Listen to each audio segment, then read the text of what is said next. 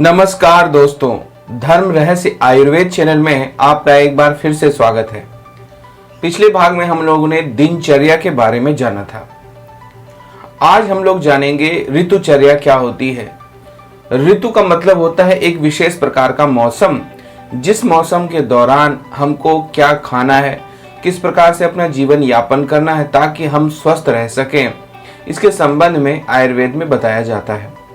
आयुर्वेद कहता है कि स्वस्थ मनुष्य को अपने जीवन और स्वास्थ्य की सदैव ही रक्षा करनी चाहिए और इस हेतु उसे दिनचर्या, रात्रिचर्या और ऋतुचर्या अपनानी चाहिए। तो उसी में हमारा दूसरा भाग ऋतुचर्या के बारे में हम लोग जानेंगे। आयुर्वेद के अनुसार जो समय है उसको हम लोग वर्षा काल, शरद ऋतु, हेमंत ऋतु, शिशिर ऋतु, बसंत ऋतु और ग्रीष्म ऋतु, इस प्रकार से 6 प्रकार की ऋतुओं में इसको बांटा जाता है। इन ऋतुओं में पृथक पृथक जो है चर्या यानी कि आचरण बताया गया है कि किस तरह से हमको अपना जीवन बिताना है उस वक्त, ताकि हम विविध प्रकार के जो रोग हैं उनके उत्पन्न होने की संभावना को नष्ट कर दें। अन्यथा जो मौसमी बीमारियां हैं वह शरीर को हो जाती हैं।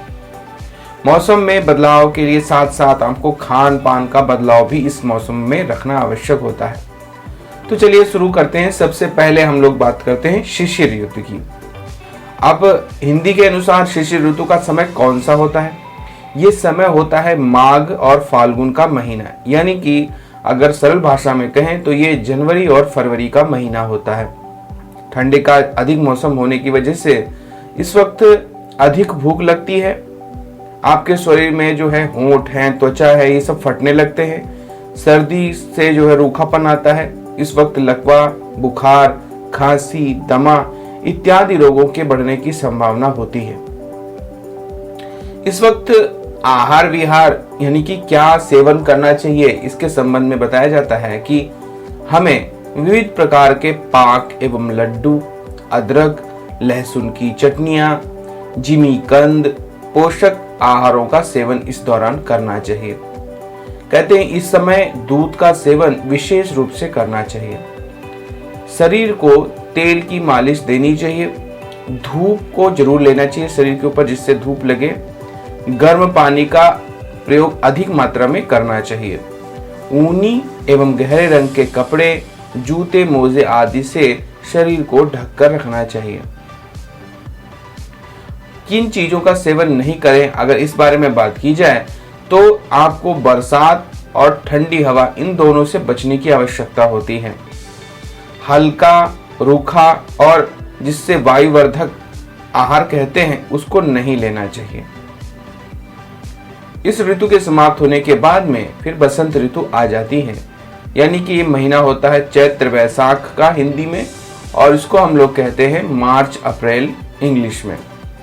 इस वक्त जो संभावित रोग आते हैं शरीर में उनमें होती है खांसी, दमा, बदन का दर्द, बुखार, अरुचि, जी का मिचलाना, बेचैनी, भारीपन, भूख का न लगना, अफरा, पेट में किसी तरह की गुड़गुड़ाहट होना, कब्ज हो जाना, पेट में दर्द होना, पेट में कीड़े इत्यादि विकार इस समय होने लगते हैं।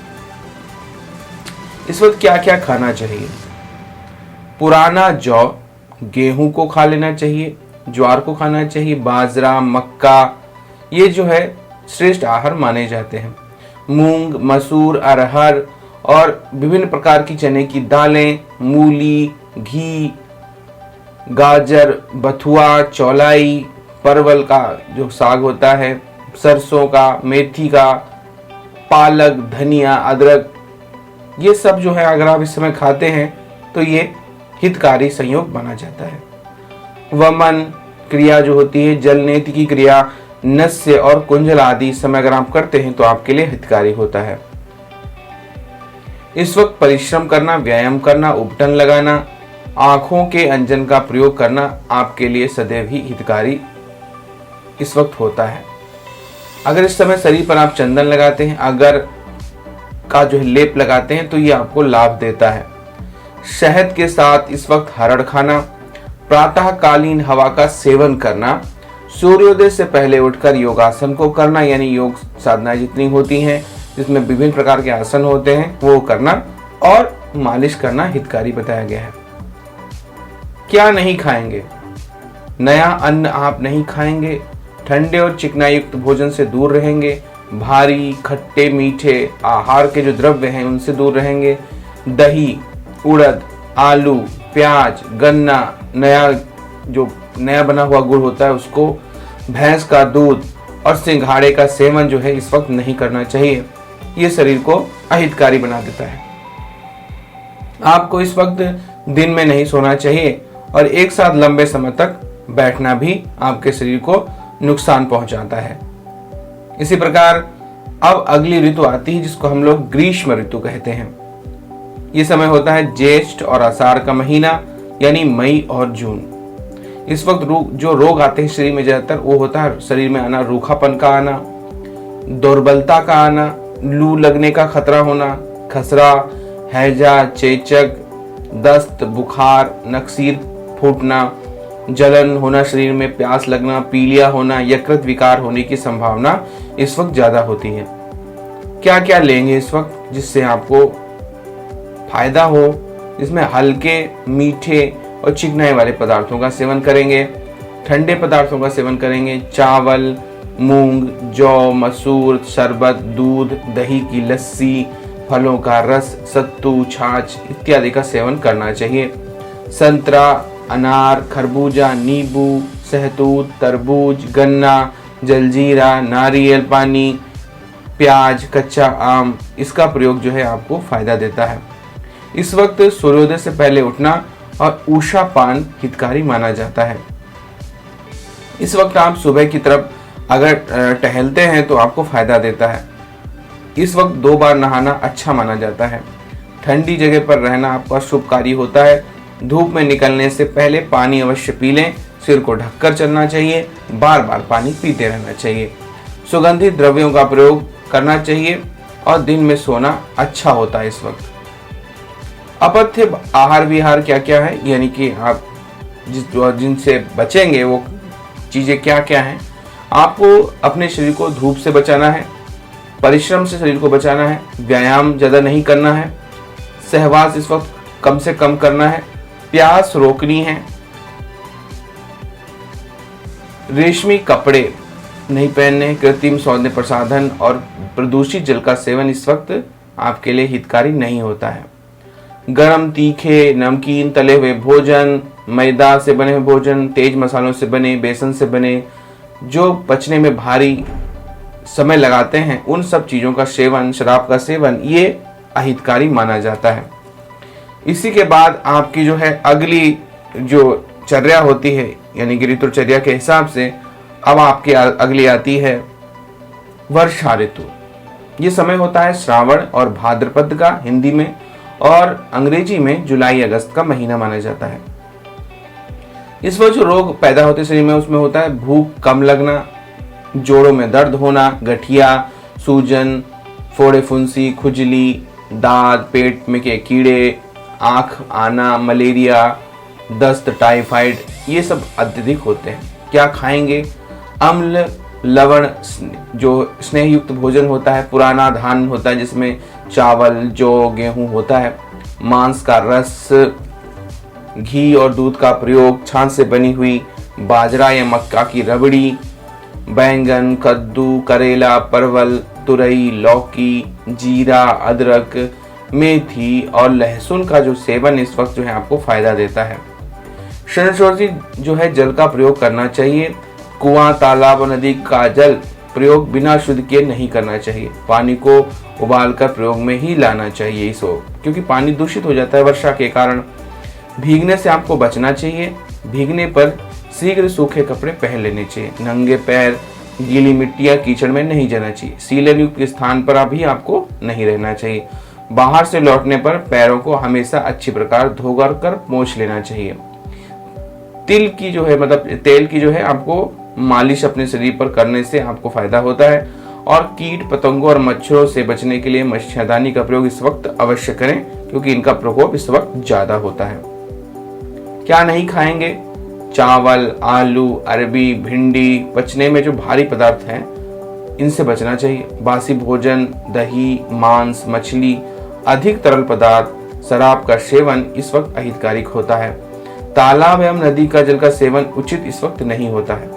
दिन में सोना नुकसानदेह है, रात में जागना नुकसानदेह है, खुले में सोना भी नुकसानदेह है। अधिक व्यायाम, धूप सेवन, अधिक परिश्रम, अधिक सहवास, जो है जल की आवश्यकता के अनुसार, जैसे कि ज़्यादातर लोग नदी में, जलाशय में यहाँ पर स्नान करते हैं और तैरते हैं, यहाँ पर ऐसा नहीं करना है।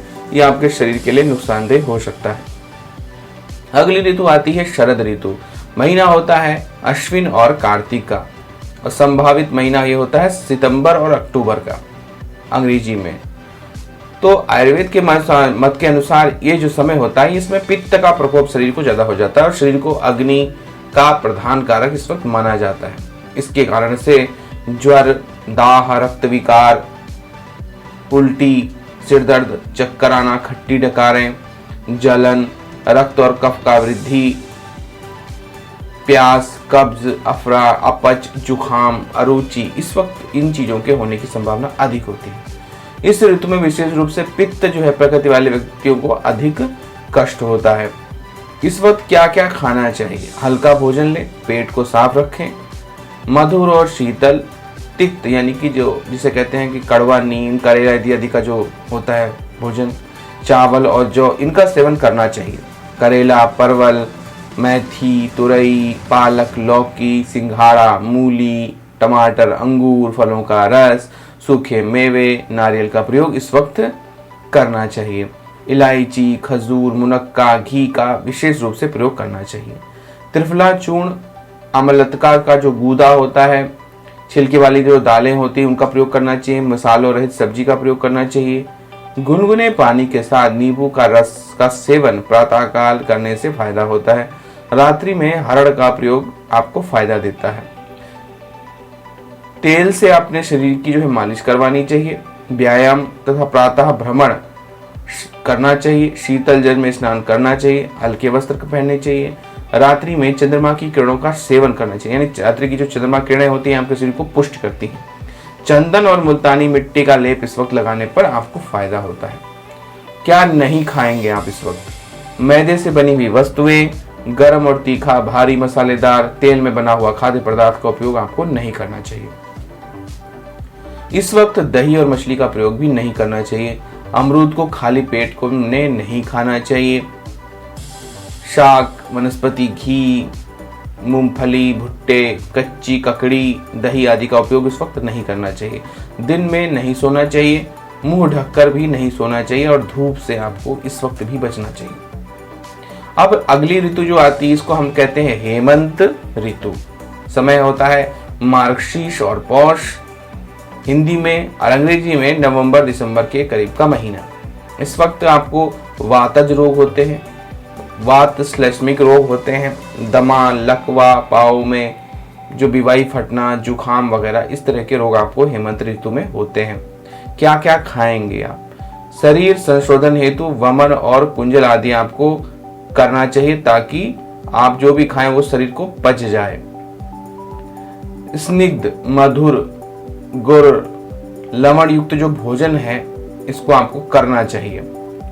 घी, तेल, उष्ण, मोगर, गोंद, च्यवनप्राश, मेथी के लड्डू, मांस, नए चावल इस वक्त अगर खाते हैं तो आपके लिए फायदेमंद होता है।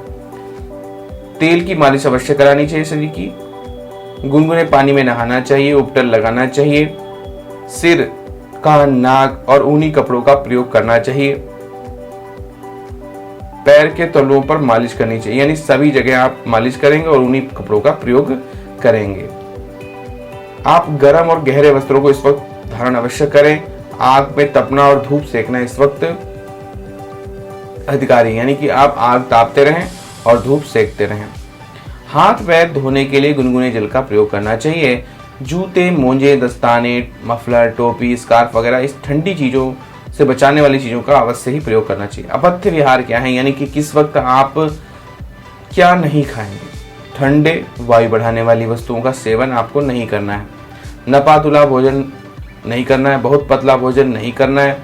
दिन में नहीं सोना चाहिए। अधिक हवादार स्थान में रहना चाहिए और ठंडी हवा आपके लिए हानिकारक होती है। खुले पांव नहीं रहना चाहिए और हल्के सफ़ेद रंग के वस्त्र ना पहने।